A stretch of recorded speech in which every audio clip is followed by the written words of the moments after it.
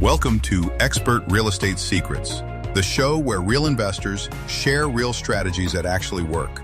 No fluff, just actionable tips to help you close more deals, make more money, and build lasting wealth. Let's get started. Hey everyone, welcome back to Expert Real Estate Secrets. I'm Mia, here with our resident expert Don DeRosa, and we've got a super practical episode today, house hacking with FHA loans. So Don, let's just kick things off. Can you start with the basics? What even is an FHA loan, and why does everyone in the house hacking world seem to talk about it?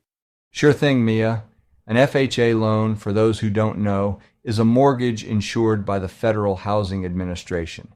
It's kind of like the Swiss Army knife for first-time home buyers, but it's especially popular with folks who want to get into real estate investing without a ton of cash up front.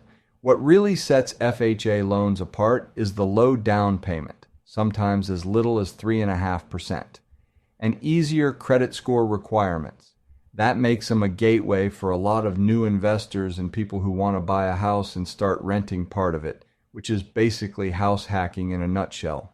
Yeah, and I love that you can get started without being a millionaire, right? But remind me, there are some specific requirements here, aren't there? Stuff like you actually have to live in the house you're hacking?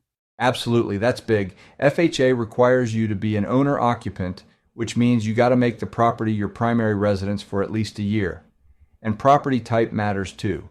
You can buy a single-family home, but something like a duplex, triplex, or a fourplex, that's where things start getting interesting. You can live in one unit and rent out the others.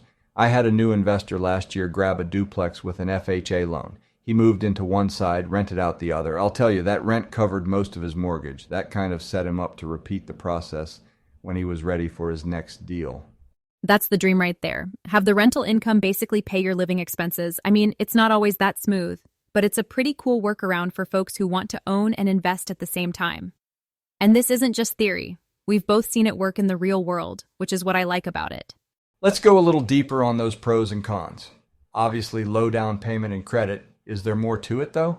Huge pro is, low financial barrier to entry, and you can get into multifamily with just that 3.5% down. Another thing is, if you rent out the other side, like your duplex client, you might even live almost mortgage-free. It's like buying freedom, one wall away.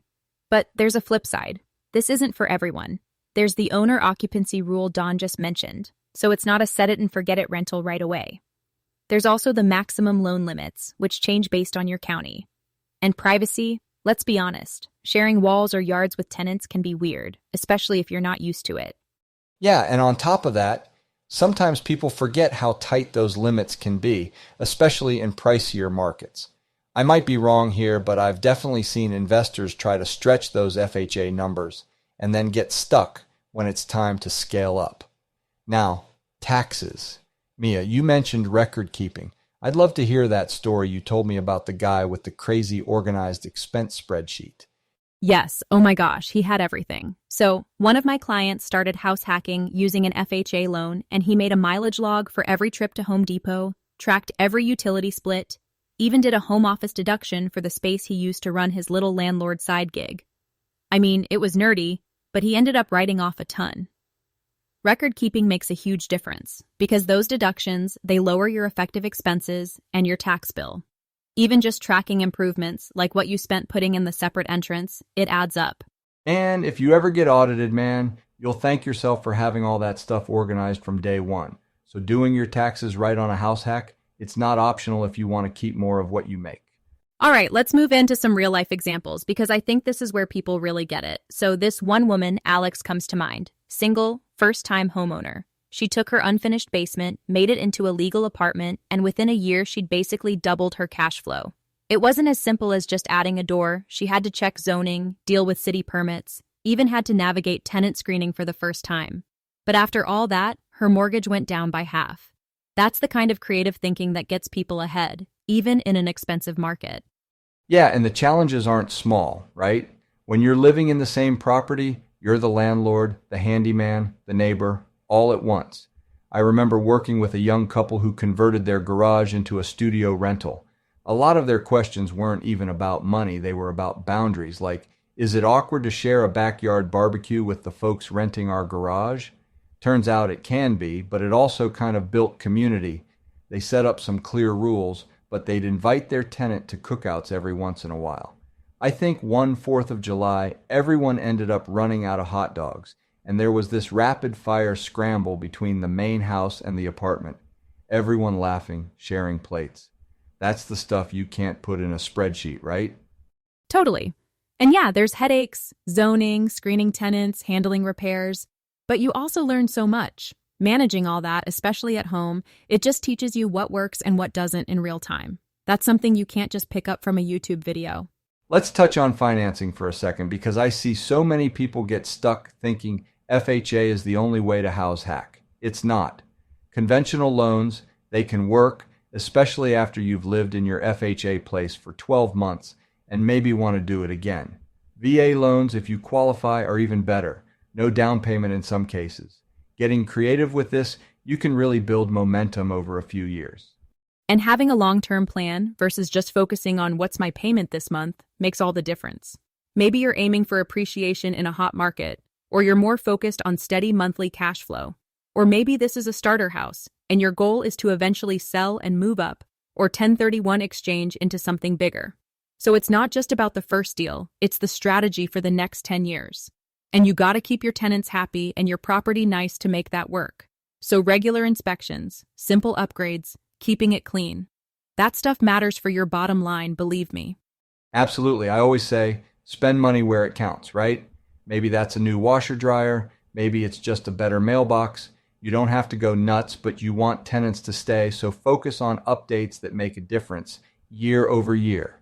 It's the details that'll steer the ship in the long run. All right, let's talk legal, the part nobody wants to think about till it bites them. Before you rent out a unit, you've got to dig into your local zoning and building codes. Sometimes what you think is fine isn't. Like, I had a client who put in a rental kitchenette and then got hit with a fine because it didn't meet code. So, do your homework, talk to the city, check out local regulations. It saves a lot of headache later. Yep, and honestly, I always say get a pro in your corner. A real estate attorney or an experienced property manager can help you navigate those waters. Stuff like tenant rights, drafting your leases the right way, eviction rules, they're all different state to state, even city to city. You don't want to find out about eviction processes when you're already stressed because something's gone sideways. And don't forget, fair housing laws are not optional, no matter how small time you are. Anti-discrimination policies apply even if you're just renting one room in your house. So, stay up to date, take a quick class if you have to. It's about protecting yourself, but it's also about treating everyone fairly, which is the bigger picture. Management makes or breaks a good house hack. I mean, let's be honest.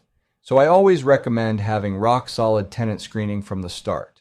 Run those background checks, get credit reports, actually call the references, maybe even drive by their previous rental if you can. A little extra work now saves a nightmare later. I totally agree. And plan for repairs before they happen. A maintenance schedule, like change the furnace filter, check the roof after a storm, keeps issues from turning into emergencies. And little updates, like repainting or updating lighting, can keep your place in demand and rents higher. Plus, when you set up clear communication from the start, what's urgent, what's not, who to call for what, tenants feel respected, which honestly makes them more likely to care for your property like it's their own. Not always, but it helps. Exactly. And set boundaries. You're the landlord, not their new best friend. Be kind, be helpful, but remember, business comes first, especially when they live next door. That's the trick to keeping things friendly, but not too familiar. This is where the fun starts. You can actually use those little upgrades to bump up your rents without overspending. Maybe it's adding storage, updating appliances, new flooring, but you don't need to go nuts with granite counters everywhere, right, Don? Stay focused on what actually gives you the best bang for your buck. Couldn't agree more. And tracking your improvements, that's not just for taxes. It also shows if what you're doing is working. I keep a log for every property, what I spent, why, what rent increase it got me. And once a year, sit down, look at your progress, ask yourself, am I on track? Maybe it's time to add another unit, or maybe the plan is to exit and move those gains to a bigger property. The point is, don't set it and forget it. Keep checking your compass.